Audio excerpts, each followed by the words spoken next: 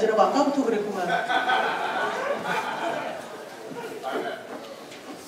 자, 세 분 일단 한 분씩 자기소개를 좀 부탁드립니다. 네, 안녕하세요. 네, 정재승입니다.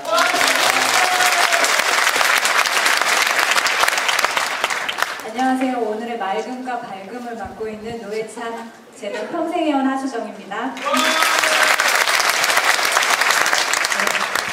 안녕하세요. 루비아카 진중권입니다.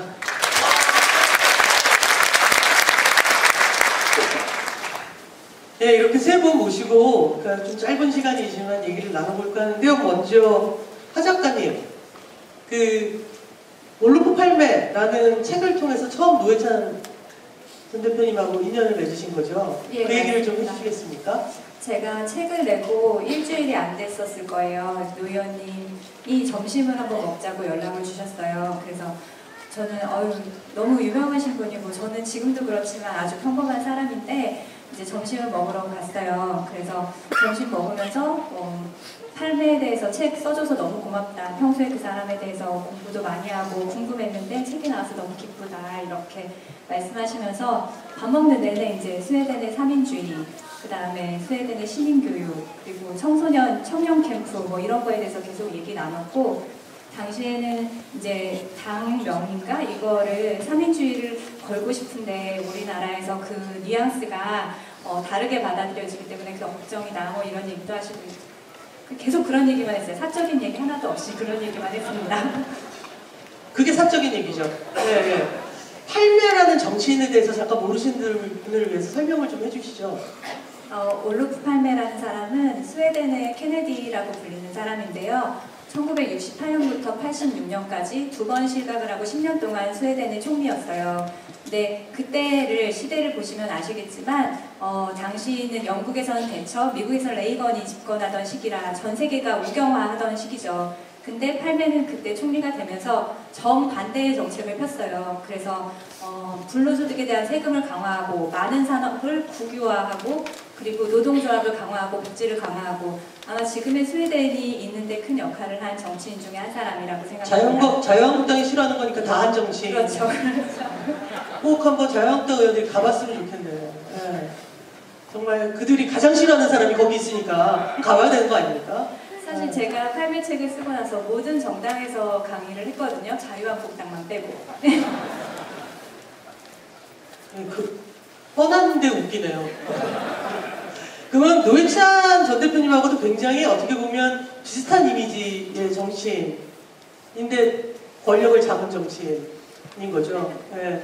그때 혹시 뵀을 때 어떤 기억나는 표정이나 말이나 기억나시는 게 있나요?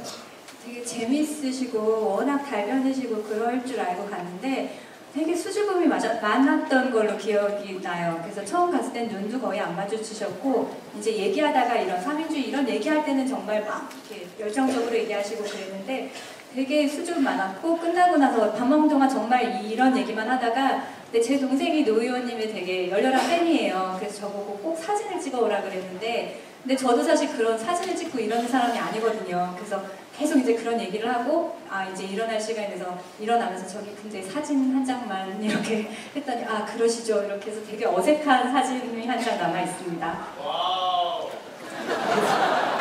책 제목이 뭔가요? 스웨덴이 사랑한 정치인 올로프 팔메. 네, 혹시 안 읽으신 분이 계시면 저랑 오늘 같이 공부나 하시죠. 저 정재승 교수님 네. 언제부터 인연을 맺게 되신 건가요? 저는 뭐 깊은 인연이라기보다는 순전히 이제 팬이었고요. 팬의 마음으로 사실 이 자리에도 앉았고 또 초대해 주셔서 너무 감사드리고 저한테 뭐 예를 들면 진중권 선생이라든가 유시민 선생님, 뭐 노회찬 의원님 이런 분들은 저한테는 아이돌이었어요. 그분들의 말과 글, 책을 통해서 세상을 배웠고 근데 노유진의 정치 카페에서 저를 초대를 해주신 거예요. 그래서 너무너무 기쁜 마음에 특히나 그때는 진중권 선생이나 유시민 선생은 그래도 종종 뵐 일이 있었는데 그때 처음 노회찬 의원을 뵙게 된 거예요. 그래서 가면은 이제 개인적인 얘기도 좀 나누고 되게 재미있는 시간이 될 거라고 생각했는데 물론 그 녹화는 너무너무 재밌었어요. 아주 즐거운 시간을 나눴는데 저하고 거의 눈을 안 마주치시고 사적인 질문을 하나도 안 하시더라고요. 그래서 이분이 저를 모르시는구나. 이 시대 지성인들의 필독서 과학 콘서트를 안 보셨구나. 굉장히 섭섭한 마음에 돌아왔는데 그 이후로 저를 3번이나 국회에 부르셨어요. 네, 그래서 따로 이제 과학 공부를 하고 싶다고 말씀을 하시면서 부르셨고 특히나 이제 제4차 산업혁명이 도대체 뭐냐. 네, 그리고 그게 굉장히 많은 사람들이 일자리를 뺏는다고 하는데 어떻게 해야 되는가 뭐 그런 질문들을 많이 하셨고요. 인상적인 대화는 유시민 선생님이셨나? 이렇게 진짜 인공지능이 머리가 똑똑해져서 인간을 정복할 것 같냐? 네, 다 멸종시킬 것 같냐? 이제 이런 질문을 하셨는데 그때 여러 대화를 나누면서 노회찬 의원께서 그 인공지능이 우리를 정복하는 것보다 인공지능을 잘 아는 사람이 인공지능을 잘 모르는 사람을 부리고 정복하는 게 더 두렵고 우리가 그걸 준비해야 된다. 그런 이야기를 하셨던 게 좀 인상적이었습니다. 그 노유진의 정치 카페를 보면서 세 분이 아이돌이 되셨다는데 우리가 제가 흔히 성덕을 한 거죠. 예, 초대 예, 손님으로 예, 나간 그렇습니다. 거니까요. 그때 그 프로가 다운로드 수가 최고를 찍었던. 근데 보통 우리가 이제 아이돌 그룹이나 뭐 이런 그 덕질을 시작하면 그래도 내 마음의 원픽이라는 게 있지 않습니까? 예, 우리가 그 레드벨벳을 좋아하지만 그 중에서 특히 마음 가는 친구가 한 명은 있거든요. 예, 누구였습니까? 아니 편하게 그- 편하게. 근데 그 세 분은 정말 우열을 가릴 수가 없는데 아무래도 제가 진중권 선생님하고 가까우니까요. 그렇죠, 제일 잘 피죠. 네, 삐지이고. 진 선생님하고 제일 이렇게 마음이 잘 맞고요. 네, 유시민 선생님하고는 알쓰신잡 하면서 너무 가까워지고 또 더 존경하게 됐고 노회찬 의원은 그냥 멀리서 책만 보다가 또 혹은 그 말씀만 듣다가 만나 뵙고 저도 약간 좀 그 비슷한 경험이었는데 그 같이 만나서 얘기하시는 동안 되게 수줍어하시고 정말 눈도 잘 안 마주치시고 그 토론을 할 때 그 눈매가 아니시더라고요. 네, 그래서 제가 좋아하는 이 세 분의 아이돌은 평소에는 매우 수줍고 사실 진 선생님도 마찬가지거든요. 되게 내성적이고 그러다가 토론을 할 때면 막 눈에서 빛이 나잖아요. 그리고 말의 속도가 한 3배쯤 빨라지고 제가 그런 분들을 좋아하는 것 같습니다. 그렇죠. 아이돌들도 일상에서 춤을 추진 않으니까요. 자, 그렇다면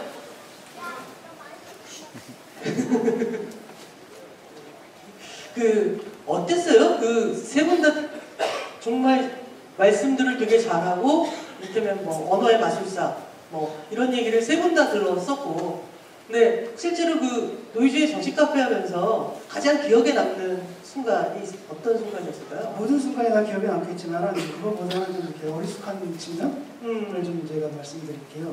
아니 저는 노회찬 의원은 굉장히 똑똑하신 분인 줄 알았거든요. 하여튼 그 사기도 당하시더라고요. 어느 날 이분이 이제 버스를 탔답니다. 그 시외버스를 탔는데 어떤 사람이 딱 대더니 막 번호를 나눠주더래요. 막 추첨을 하더래요. 이거 최고급 양복지인데 당첨된 사람한테는 주겠다고. 저기 잠깐만요. 그거에 속았다고요? 네. 그래가지고 당첨이 됐대요. 그래서 그 달라고 그러니까 뭐라고 얘기를 했냐면 그런데 세금을 내야 되기 때문에 10,000원인가 20,000원을 받더래요. 그래서 20,000원 내고 집에 와가지고 딱 뜯어보니까 이게 쪼가리쪼가리한 양복지더래요. 그랬던 거라든지. 그래서 오히려 저는 그분 뭐 말씀 잘하시고 잘 알잖아요. 그래서 가끔가다 이렇게 허술한 면도 있구나. 이게 아주 기억이 났습니다. 좀 당혹스럽네요. 아닌 것 같아요. 확인이 됐습니다. 사실은 웬만하면 안 속는데 그거. 이거 설마 최근 얘기 아니죠? 꽤 오래된 옛날 얘기겠죠. 그럼에도 불구하고. 네, 초창기에 나가신 그러니까 당첨돼가지고 너무 기쁘셨나 봐요. 예. 사실은 노이준의 정치 카페는 뭐 그 해에 조회수 1위를 찍었다라고 하기에는 굉장히 큰 반향을 일으켰잖아요. 처음에 그렇게 세 분이서 무언가를 도모하게 된 이유가 있었을까요? 방에서 기획을 했고요. 아, 근데 사실은 그 두 분은 원래 그 저공비인가 하셨거든요. 그때 별로 인기가 없었는데 제가 끼고 했어요. 센터를 바꿨군요. 네. 예, 아무래도 제가 사회를 봤는데 그 사회를 보면서 두 분이 이제 그런 존재죠. 제가 이렇게 건데 그 축구로 말하면 다른 선수들한테 공간을 열어주는 역할. 그래서 두 분이 막 리베로처럼 활약을 하시는 바람에 엄청나게 인기가 떴죠. 우리가 흔히 노회찬 의원을 생각하면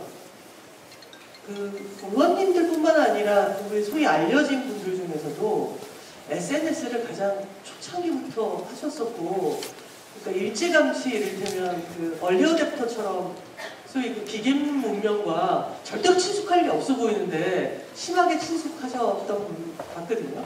어떠셨어요? 저는 그분 팔로워는 아니고요. 예. 근데 그분이 하신 말씀이 이제 한 말씀만 해도 다 돌아다니니까요. 예, 다른 분들이 리트윗 해줘서 굉장히 많이 읽었던 것 같고요. 그분은 제가 보기엔 트위터에 굉장히 최적화되어 있는 분이 아니었나. 예, 140자도 충분하고, 네, 사실 넉넉하고 그보다 훨씬 더 짧게 천철살인을 날리시던 분이고요. 예, 그리고 약간 이렇게 그러니까 뭐 우리 편, 네 편 없었던 것 같아요. 그래서 뭐 진보냐 보수냐 좀 당을 떠나서, 예, 본인이 옳다고 생각하는 또 그렇지 못한 것에 대해서 비수를 던지는 우리 사회의 죽비 같은 분이 아니셨나, 그런 생각이 좀 들었습니다. 인터넷에는 최적화되어 있는 분이죠. 왜냐하면 그건 진주 선생님 아닌가요? 저랑은 달라요. 어. 저는 좀 약간 이렇게 소수, 엘리트. 그러니까 이를테면 네. 조선에서 독자 게시판에 침투하는 사람. 네, 하는데 뭐냐면은 그 사안이 굉장히 복잡하잖아요. 그래서 굉장히 잘 뚫어보세요. 딱 정리를 명확하게 하시는데 그 얘기를 갖다 저는 이제 재미없게 하거든요. 근데 그 얘기를 모든 사람들이 이렇게 이해할 수 있는 그런 의미와 비유로 딱 얘기하시거든요. 그러니까 딱 들으면은 그 자체가 재미있으면서도 동시에 본질, 사태 본질 쫙 명확하게 그런 언어를 구사하셨던 분이고, 또 하나가 뭐냐, 보통 그렇거든요. 이렇게 대중들이 볼 때 운동권 그분도 참 좋은 일 많이 하시잖아요. 참 존경은 하는데 솔직히 말하면 같이 술 먹고 싶어 하진 않은데 이분은 그게 아니라 언제든지 굉장히 어려운 상황 속에서도 낙천적이고 잘 친화적이잖아요. 그래서 딱 보면 그냥 동네 아저씨, 옆집 아저씨 같잖아요. 그래가지고 같이 소주 한 잔 언제라도 할 수 있는, 이것 때문에 이제 진보의 이념을 대중하고 연결시키는 데 굉장히 중요한 역할을 했다. 실제로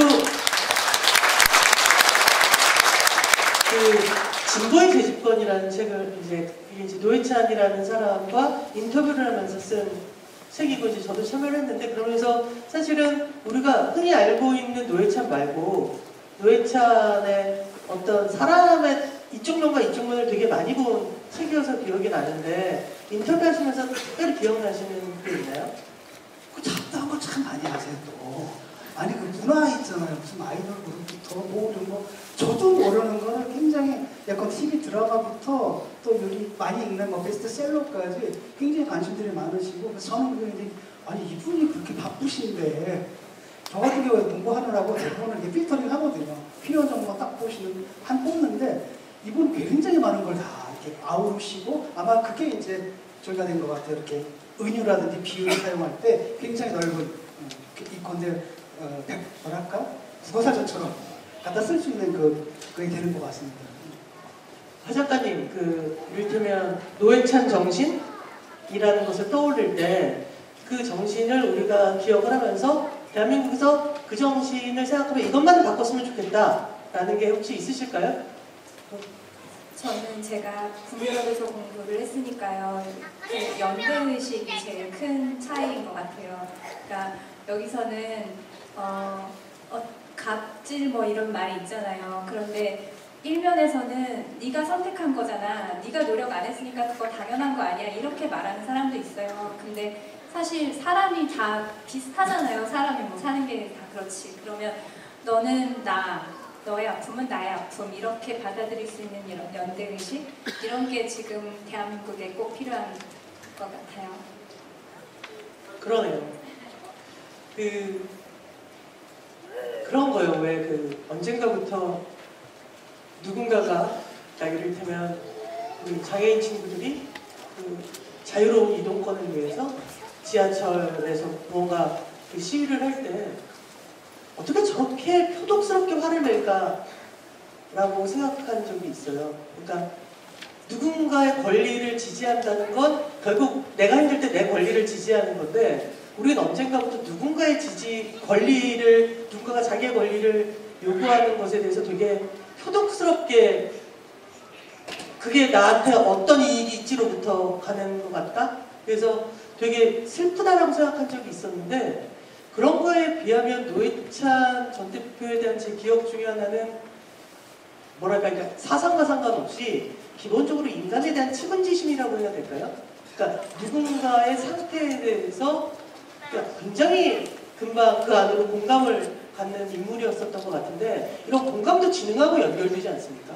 물론이죠. 근데 통상은 왜 권력을 잡고 또뭐 국회의원도 사실 대단한 권력이잖아요. 그 권력의 맛을 보면 공감 능력이 떨어지고 이른바 리더들이 겪는다는 공감 결핍 증후군에 걸릴 법도 한데 사실은 자신의 권력을 자신의 것이라 생각하지 않고 그것을 준 사람들 시민들에게 돌려주려고 애썼다는 점에서 크게 다른 것 같고요. 저도 이제 제 주변에 예를 들면 회사의 대표님들, CEO분들, 돈 많으신 분들 그런 분들 계시면 그런 분들은 이제 아니 경쟁 사회에서 내가 열심히 해서 내가 돈 벌었는데 그리고 책임도 되게 많고 사실 리더라는 일들이 기업의 대표라는 분들도 그래서 거기에 맞는 대가를 받는 건데 뭐 그렇게 못 잡아먹어서 안달이고 그렇게 세금을 많이 내라고 하느냐 그런 얘기 하실 때마다 제가 노회찬 의원이 많이 하셨던 그 말씀을 좀 인용하기도 해요. 예를 들면 열심히 일하셔서 번 돈으로 암소갈비 드셔도 좋은데 주변에 많은 사람들이 굶고 있는데 혼자 암소갈비 먹으면 맛없지 않냐. 그걸 암소갈비에서 불고기로만 낮춰도 모두가 다 라면을 먹을 수 있다면 지금 대단한 소갈비 먹지 말라는 거 그거 먹는 거 뺏겠다는 게 아니라 불고기로만 낮춰도 많은 사람들이 라면 먹을 수 있는 거를 보는 게 사실은 갈비맛보다 훨씬 흐뭇한 맛 아니냐 그런 얘기 나누면 다들 그런 정도에는 공감을 하시는 것 같아요. 나만 보다가 갑자기 시야를 넓혀서 충분히 먹지 못하는 사람들까지도 우리가 함께 생각해야 된다. 그런 것들을 많은 사람들이 쉽게 이해할 수 있는 언어와 그리고 그 핵심을 잘 드러낸 그런 말들이 많아서 그분의 어록들이 지금까지 많이 남아있는 것 같습니다. 진중환 선생님, 노회찬 재단은 어떤 일을 했으면 좋을까요? 제가 걱정하는 거는 진도가 나이가 들어간다고 해야 되나요? 재생산이 안 된다. 요번에 이제 일본 사회를 보고 느꼈던 건 뭐냐면 일본의 공산당 보면 머리 허연 분들만 남아가지고 완전히 우경화가 됐잖아요. 그래서 제가 지금 걱정하는 건 뭐냐면 지금 한 60대 이상하고 20대들이 동조 현상들이 벌어지고 있거든요.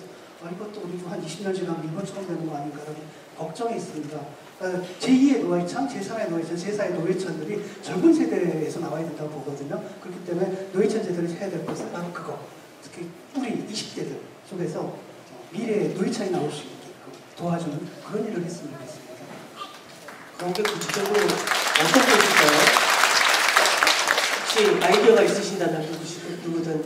그러니까 많은 기회를 주는 게 좋을 것 같아요. 그러니까 사실 저도 보면 어느 순간에 우리 사회에서 보게 되면 굉장히 나이 많으신 분들이 다들 이렇게 차지하고 안 물러나고 계시는 부분들이 있거든요. 근데 그게 뭘 지원한다라는 것보다도 좀 웬만하면 이렇게 젊은 사람들한테 기회를 많이 주는 거지만 당에서라든지 여러 에서 꼭 지금 검증된 이런 것만 보는 게 아니라 좀 미래를 보고 우리가 좀 젊은 세대들한테 과감하게 투자를 해야 될 것 같고요. 그건 대단한 돈이 드는 건 아니라고 봐요. 상당 부분 과감하게 기회를 주자. 좀 이런 방향으로 나가야 된다고 생각합니다. 네, 마지막으로 한 분씩 만약 내가 알고 있는 노회찬의 다양한 장점 중에 혹은 노회찬의 어떤 심성 중에 이건 내가 갖고 싶다라는 게 있으시면 하나씩만 얘기해 주시면 어떨까요?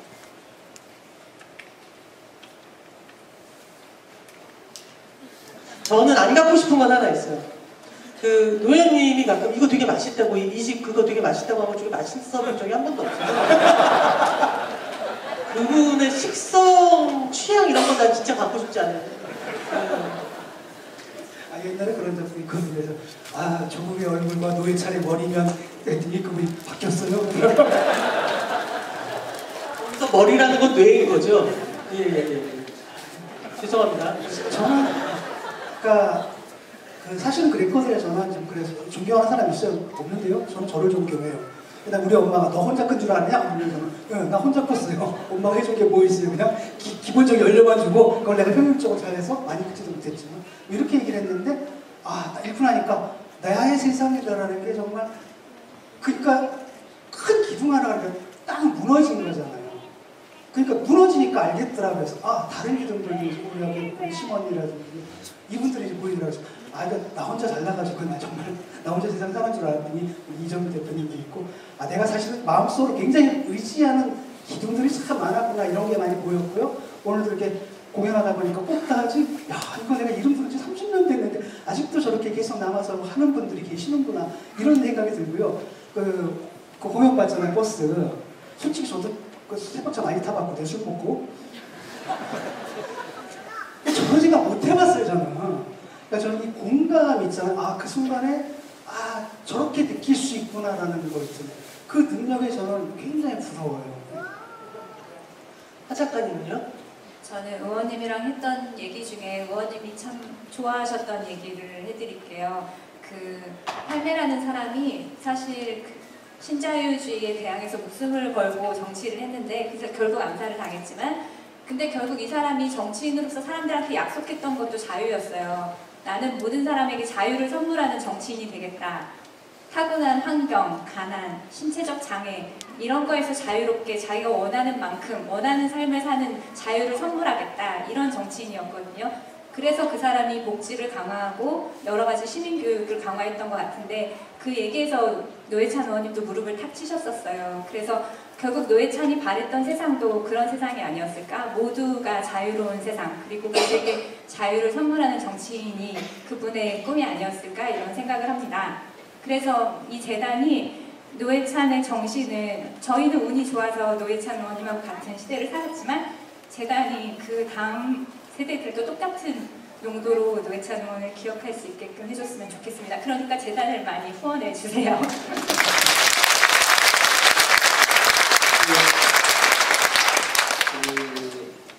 오랫동안 노동운동을 하셨던 분들과 대화를 나누면 통상 과학기술에 대해서 굉장히 적대적이셔요. 네.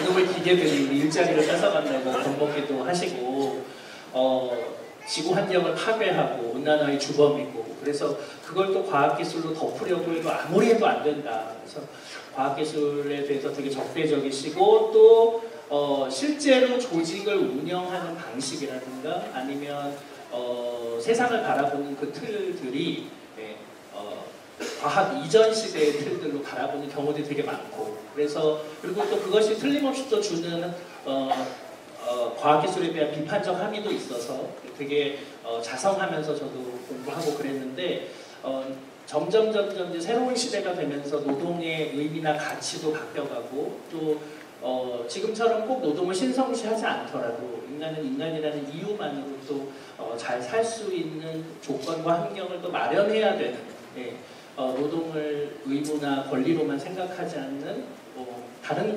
관점에서 또 노동을 바라봐야 되는 면도 있어요. 그래서 노회찬 의원하고 같이 많은 대화를 나눴던 것 중에 하나가 기본소득이거든요.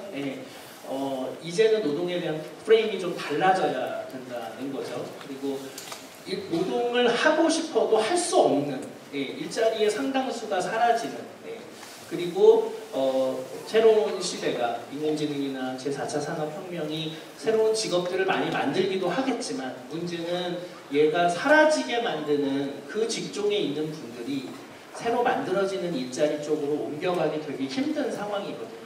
누군가는 굉장히 힘들겠죠. 근데 그거를 전통적인 노동관으로만 바라본다면 우리 사회 굉장히 혼란스러울 거예요. 근데 만약 우리가 기본소득을 좀 생각하고 실제로 기본소득이라는 게 우리가 그냥 만들어내는 데이터만으로도 우리 가치 있는 일들을 하고 있는 거거든요, 사실. 예, 그 카카오가 내가 여기까지 오는데 얼마나 걸릴지 알려주는 것도 제 차량 정보를 갖고 있기 때문인데 저한테 돈 안 주잖아요. 근데 이제 우리 정당이 청구할 수 있거든요.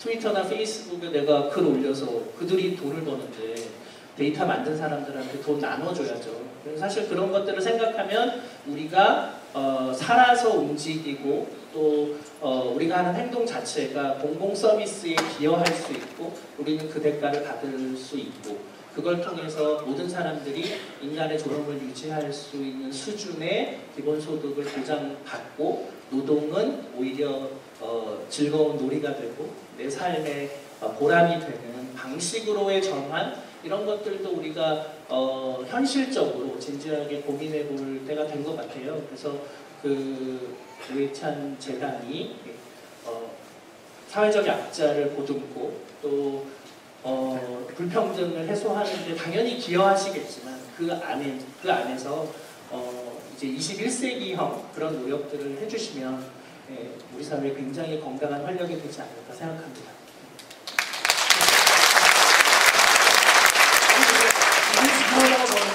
이제까지 우리가 뭐라 이른바 진보적인 이념이 써있던 그 프레임 있잖아. 패러다임 자체가 사실 더 이상 적용이 안 되는 시대가 왔거든요. 거기에 대한 생각을 갖고 그래서 사실은 그때 우리가 정대선 선생님을 초청했던 것도 그런 이유였어요.